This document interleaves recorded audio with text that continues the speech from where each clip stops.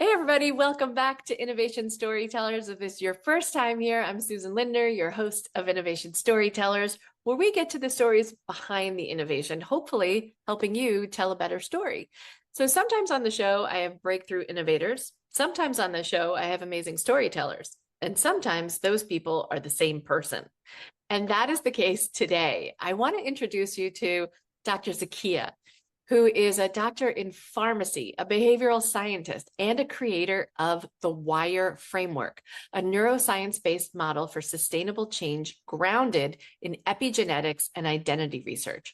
And after 25 years in geriatric care, watching what unexamined patterns cost a human life, she now speaks and writes about why change feels like betrayal and how to design your way through it.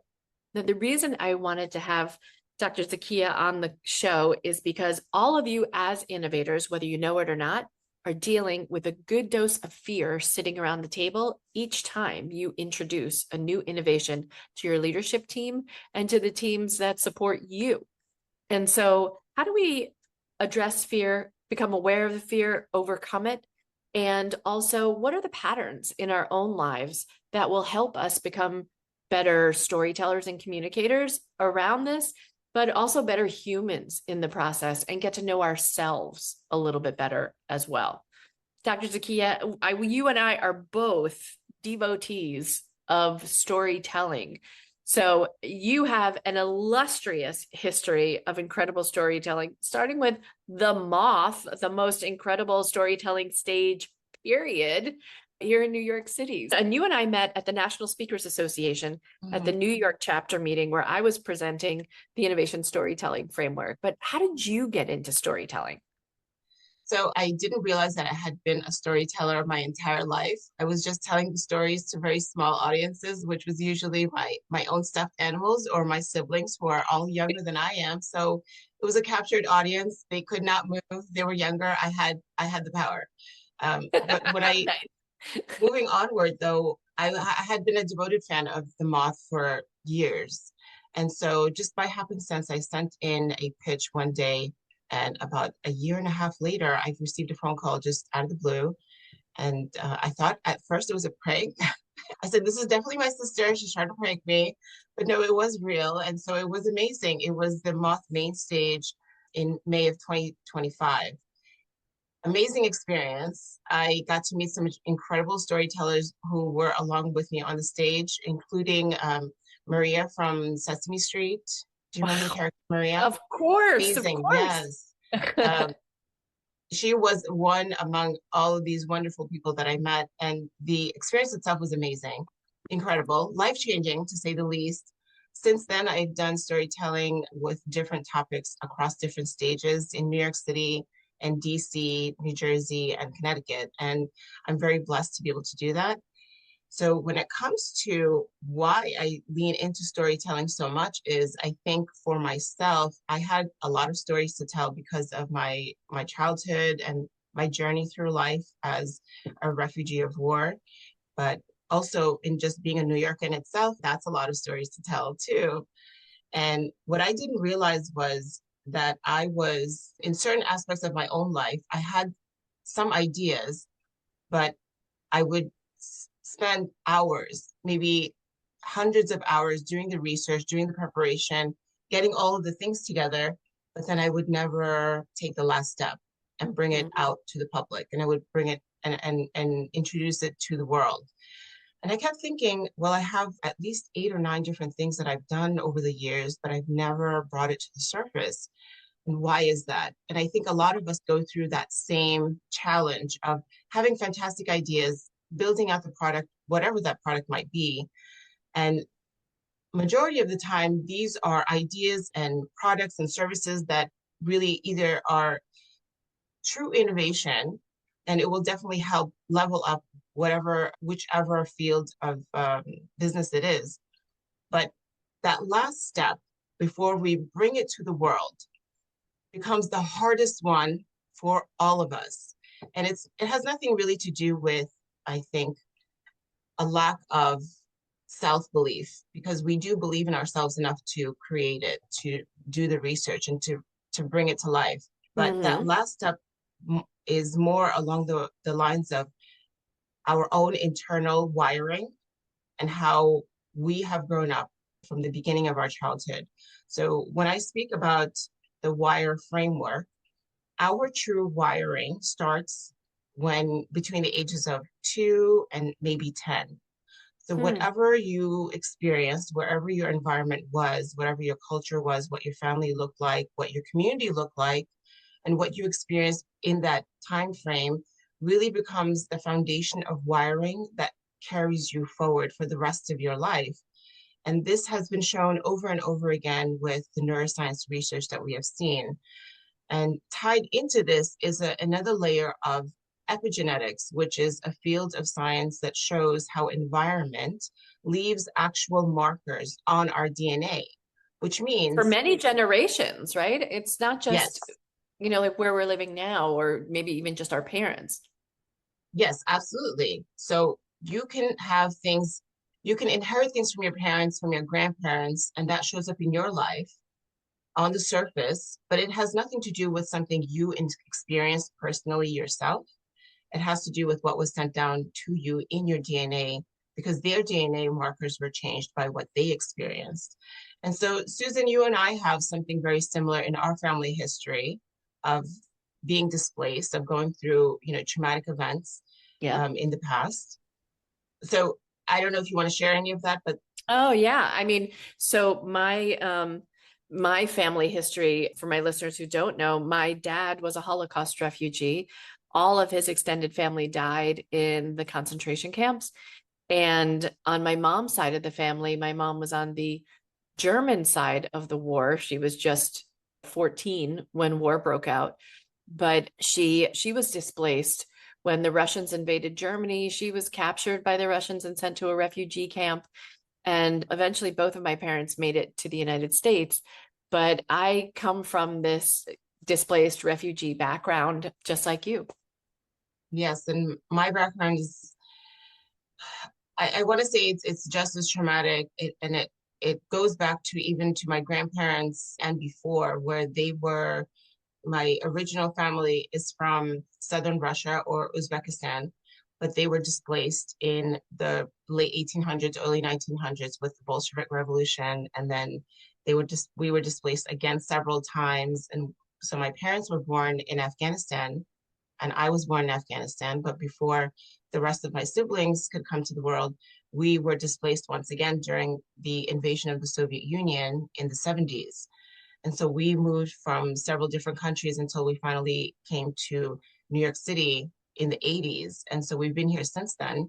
Thankfully, life has been really good. But coming here as a refugee, you still had to kind of go through the steps of learning a new language, a new culture, and acclimating to everything around you.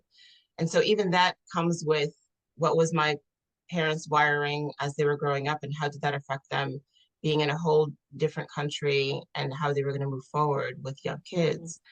Mhm. So wiring has to do with, I think it affects majority of us, although we don't realize it as much as we should, because we don't necessarily sit still long enough to say, why do I do the things that we do? Why do I Mhm. behave this way? Why do I act this way? Why am I? And this doesn't have to do with your personality type, and it doesn't necessarily have to do with the characteristics of who you are, but this is sort of like an underlying automatic pathway, neural pathway that controls every decision that you make throughout your life. And so our ability to understand that, whether it's, looking back at our own family history through epigenetics, or to your point when you first started sharing about not having regrets in the world, right? About actually sharing all of our amazing gifts with the planet. What are those? Is there a way that you can test your personality to see how this works, or see where the blind spots are that you might not even be aware because the patterns are so ingrained? That's a great question. There's a personality test called Ocean, and Ocean is an acronym that stands for different things. Like O stands for openness. So this tests to see if you are open to change, if you're adventurous, or do you like routine? C would be for conscientiousness. Are you paying attention to detail all the time? Do you need every I dotted and T crossed? Or are you just kind of go with the flow type? So this personality test called Ocean will show you the different qualities that you have. And so none of these are necessarily good or bad. It just shows you what kind of person you are, what kind of personality you have. And once you do this, I've done this for myself, and I did this, and I made my husband do this as well, because I wanted to understand where we were disagreeing on certain things. And it wasn't necessarily the topic of the disagreement, but it was how he functions and how I function. And so when we understood this part of our own personality better, we were better able to not only communicate, but to understand each other and come to a compromise that made sense. So I think this is really important when it comes to any type of corporate environment, business environment, family environment. I think is very important as well, where you understand your team, you understand your coworkers, you understand those who you're surrounded by, to say, we don't have animosity towards each other, but there is a way we can work well together if we understand what each other brings to the table. And so that's like step one of understanding your wiring, is that it's just that alone. And is that an effective tool to use with teams? I'm just thinking about the book that doesn't get published, the innovation that doesn't make it to its finish line. Is that helpful to figure out, like, my innovation team, like who's willing to kind of step on the gas and make things go, or what are the patterns that might be holding us back from a productivity standpoint? I think absolutely it would. Some of us who are very naturally confident, natural born board leaders, as one would say, even those skills can be learned and taught, right? But there are people who are incredibly intelligent, and they would have these great leadership skills to move a company forward, or to move any type of innovation forward very easily and quickly, but they don't necessarily understand themselves to do that, or they are taking a step back to say, well, I don't want to be that person that speaks up all the time. I don't want to be the one that takes the light out of the room all the time because I have all these ideas. But they really do have incredible ideas and incredible ways to make this innovation so much more vibrant. And we tend to question ourselves, not because of our personality, but we tend to question ourselves because of our wiring. So this means, for example, when I had a client that would become extremely nervous every time he walked into any meeting. But when we had conversations one-on-one, he was very intelligent, very like a go-getter from the very like early ages of, I think, 18 or 19 years old, where he was doing all these different things.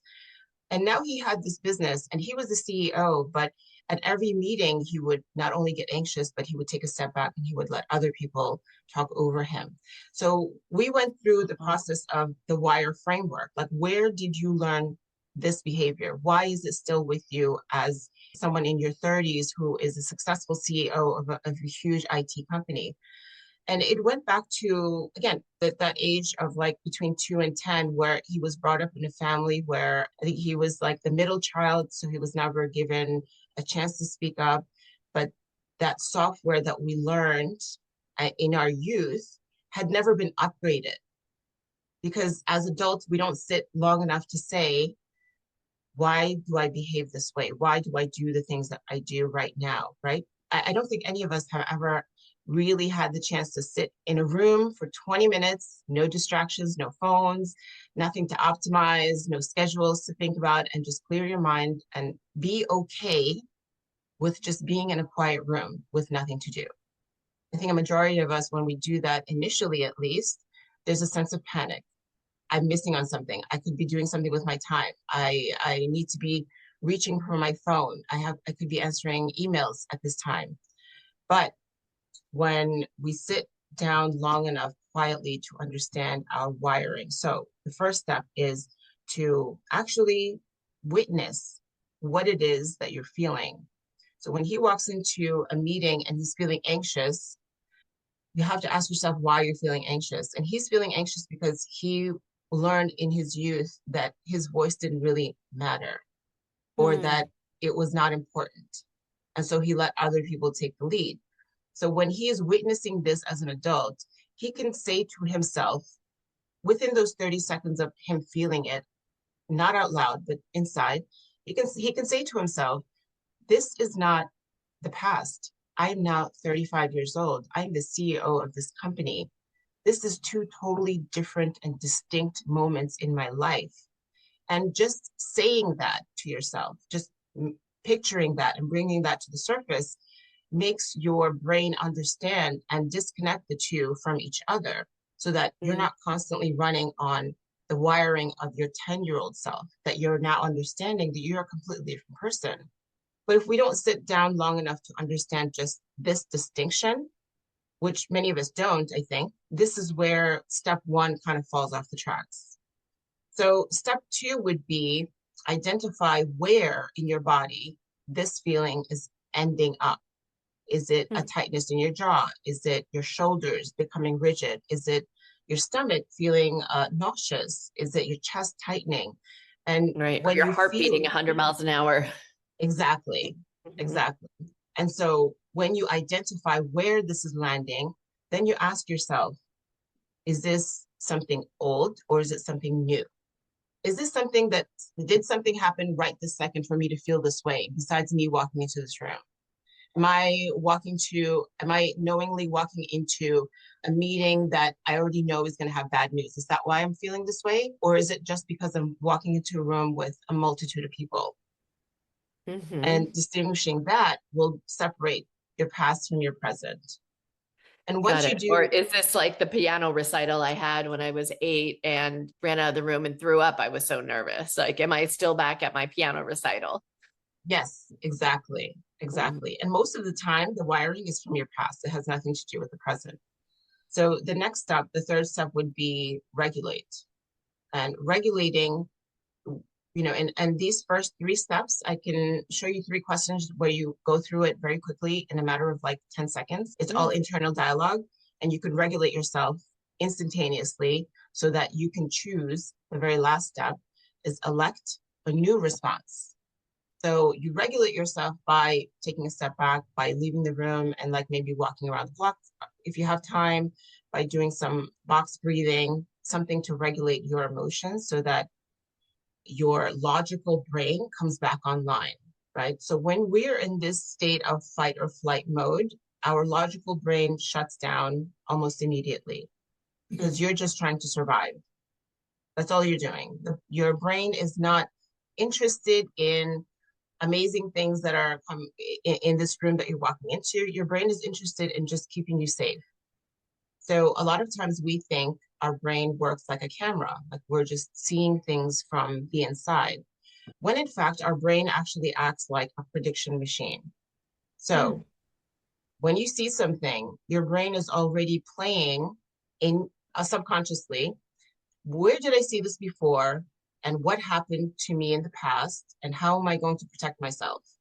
And so when, let's say, you come across at a networking event somebody new and they show genuine interest in what you're doing and what you're saying, but you look at that and somehow you feel a mistrust.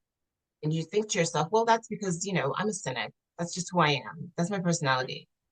Maybe that's not you being a cynic. Majority of the time, that's you learning that attention and affection came with conditions that that was wiring from your youth, right? So in order for you to get approval or affection from an adult in your life as a kid, maybe you had to show them that you did something that was great in order for them to praise you. And that Mhm. could have stayed in you as an adult. And maybe the response to that was, well, you got lucky. Right. Or that was pretty good, Exactly. but boy, your brother really did it better. Yeah. And I think about this in the context of executives, especially ones who are leading innovation charges, right? Who have to figure out a way, even though we all grew up. I can still remember so clearly the day my family was hosting a dinner party. And I was old enough that I was allowed to sit at the table with the grown-ups. Okay. And the inevitable question came, and Susie, what do you want to be when you grow up? And I Mm. said, I want to be president of the United States. And my Yeah. dad, in his eagerness to make a joke, patted me on the head and said, maybe the president of Macy's. And I Oh. thought, he doesn't think I can do it, was my immediate response. Mm-hmm. Right. And I just went, and I could feel it. And and it was confirmed for me because I had just run for president on the fourth grade. I had a Oh, beautiful 5-point policy plan, well okay. articulated. But unfortunately, Stephen Blumenthal decided his campaign promise was, we're going to watch shark movies once a week on the orange rug. Needless to say, my 5-point policy plan went right out the window and Stephen Blumenthal won the day. But Oh. now I had confirmation that the presidency was not for me. And Mm, I should lower my sights. And yes.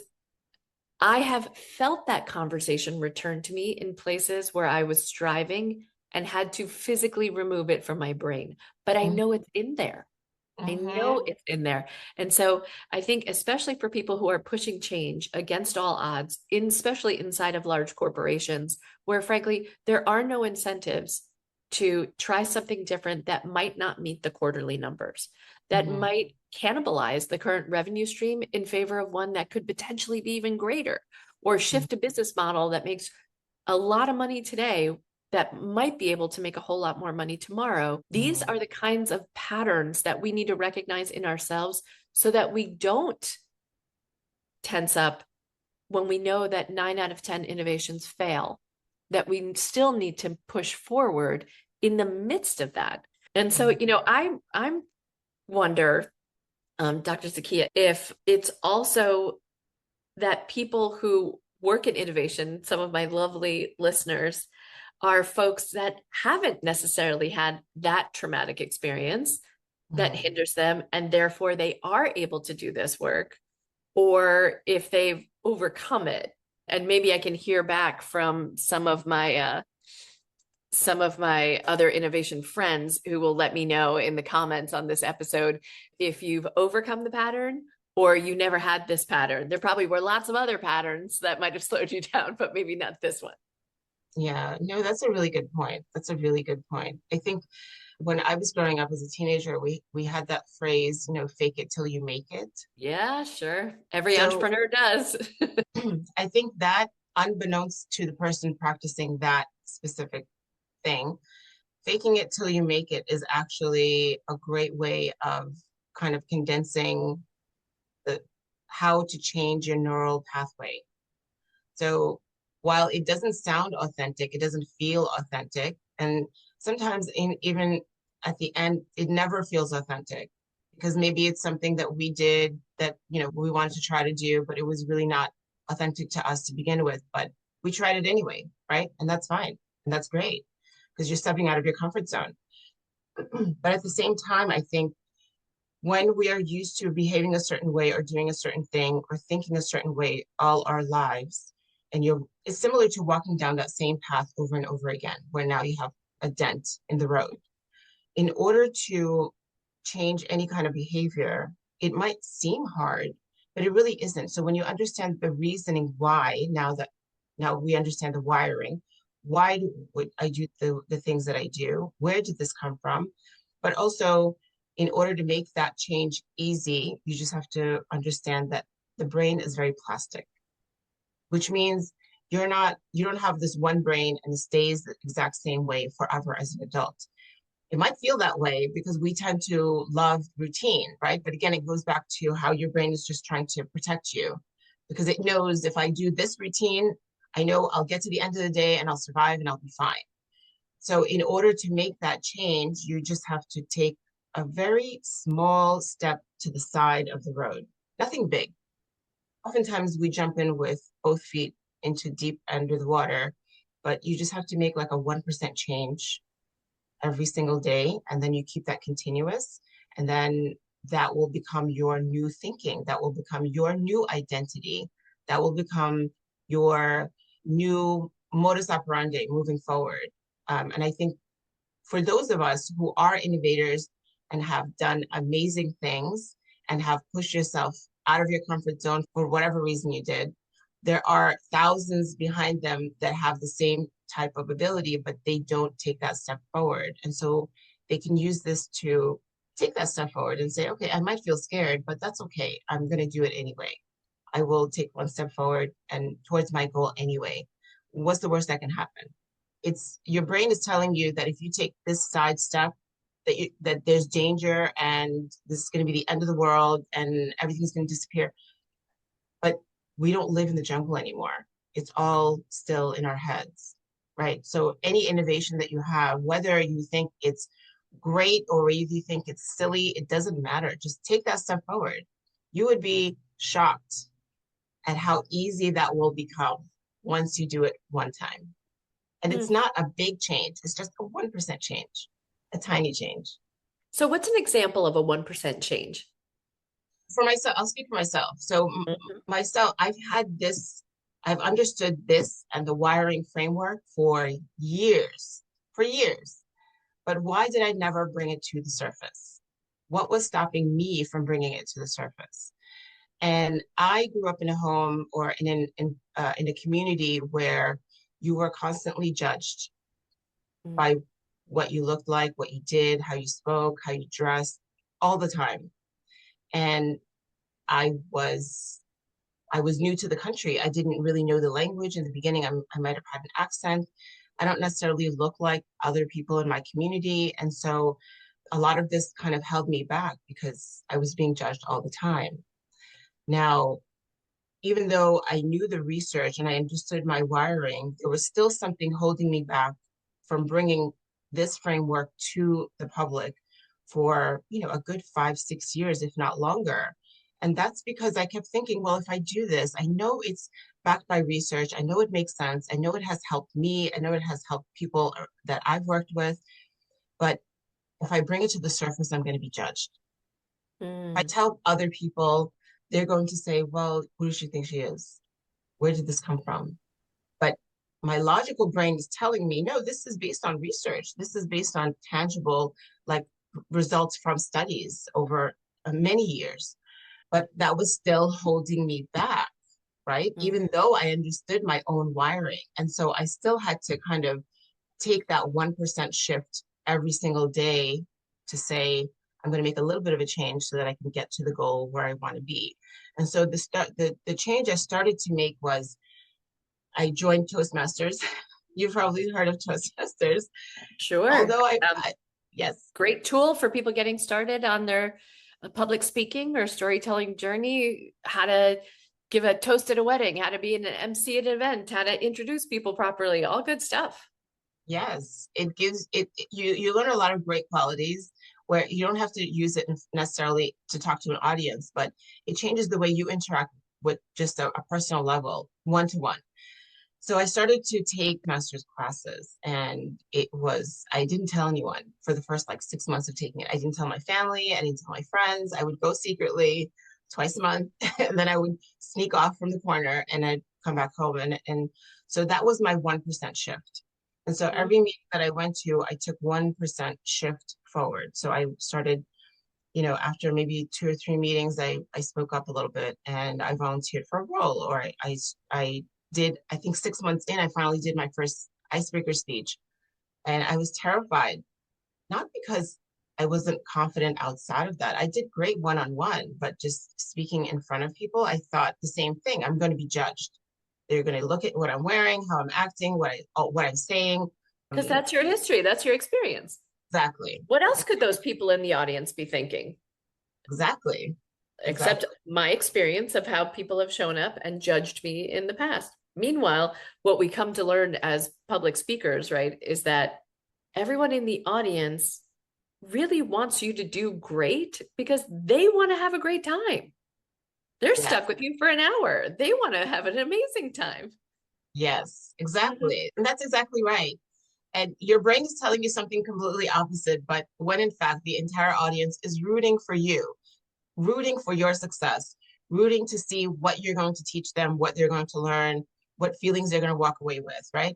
And so after about 6 months, I jumped into the deep end and I said, okay, I'm going to do, a 5% shift. And I did the the humorous speech contest. And I won at the club level, and I moved forward several levels where I ended up at the district and the regional level. And I thought, who is this person and where has she been hiding this entire time? So that was Ah, my shift to say, no, you have the intelligence, you have the knowledge. You just don't, you've never done this portion of it where you've brought it to the public, where you've believed in yourself enough to say, it doesn't matter what people say or how they judge me. I know who I am and I know what I'm saying is correct.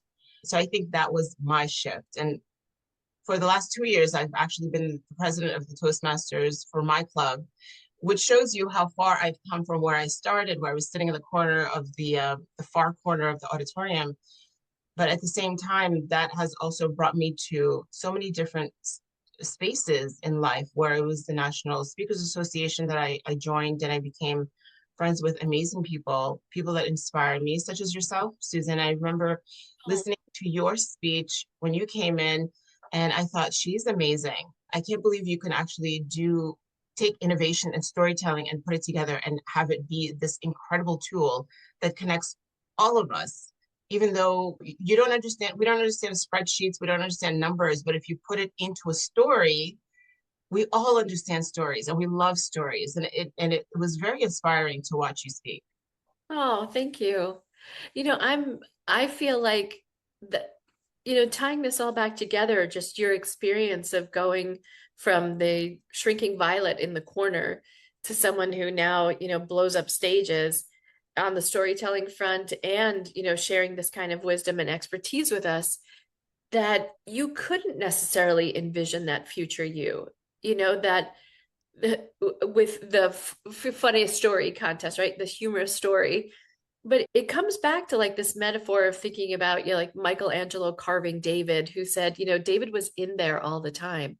My job was just to chip away all the stuff that was getting in the way of David revealing himself, this beautiful statue. Yes. And I think it's such a good metaphor of your 1% is just chipping away a little bit each day so that David emerges at the end. Yes, I think that puts it into a great example. I think a lot of the clients that I've worked with, whether it's a team or individual clients, I've seen this over and over again where these are incredible individuals with so much to give to the world, with so much potential, with so much just underneath the surface. All I do is help them crack that little surface, and then I watch them fly. And it's amazing to see that. Well, I'm so grateful for this conversation. Dr. Zakia, if people want to get in touch with you, what's the best way for them to do that? I am on Instagram under the Zakia Speaks, Zakia Ghafari. So Zakia Ghafari. And I would love to hear from your audience how this has impacted any of their thinking. And I would love to keep in touch. Fantastic. Okay. Now I'm going to ask you the three questions I ask everyone who comes on the show. Question number one, what is the greatest innovation of all time? The greatest innovation of all time, I would say, is definitely the Mr. Softy ice cream truck. Especially on a hot summer day in New York City. Yes, it is. That music. Especially on a hot summer day in New York City, but we'll take it anytime. Summer, winter, it doesn't matter. Yes. When that little truck, you hear the sound coming down the street, everybody in our neighborhood runs, including my children and including my husband and I as full-grown adults. We're really That's awesome. kids in adult fashion. Yes. You are the first person to say the Mr. Softy truck, and I am here for it. Oh my gosh, especially with the magic shell, the chocolate shell on the outside of the soft serve. Number two is if you could join any innovation team in human history, which team would you have joined? I think I would have joined the team that cracked the Human Genome Project. Oh, yes. And So how I about the remember, epigenetics team, that well, actually took that DNA one step further? Just mhm. mind blowing. I remember being a high school student and reading about this over and over again. And I actually did an internship at Queens College at the time where we looked at DNA and genomes and how, like fruit flies, when they mate, how it changes their eye color in one generation. And it was a fascinating experiment. It was for the entire summer, and I loved it in so many different ways. I thought, this is where I'm going into absolutely, definitely. I was in love with anything related to like DNA processing. And so the Human Genome Project for me was a dream. It was a dream. So I'm so glad it has come to fruition, and we've learned so much from it. And my last question is, what is the story that the world needs now? I think in this age of technology moving forward very quickly and AI seemingly taking over many different facets of our existence, I think we need to understand as humans that no matter where we are in history and in the future, human connections will never be obsolete. So there's AI, which is artificial intelligence, and then there's actual AI, which is actual intelligence, which is human intelligence of how we interact, how we feel, how our energies interact, and how we understand each other on a very cellular level. And so, no matter where technology goes moving forward, we as humans will never be obsolete, and we will never be replicated in the same way that you think we might be. Okay, I believe that will never happen. We can have robots do menial tasks for us, but to feel what another person is feeling, to connect on a very human level, soul to soul, energy to energy, when you're speaking to someone in person, especially, I think that can never be replicated. So I'm extremely hopeful and optimistic for the future. That is a beautiful story. Thank you. Dr. Zakia, thank you so much for joining me on the show today. Thank you so much for having me, Susan. This was amazing. Great conversation.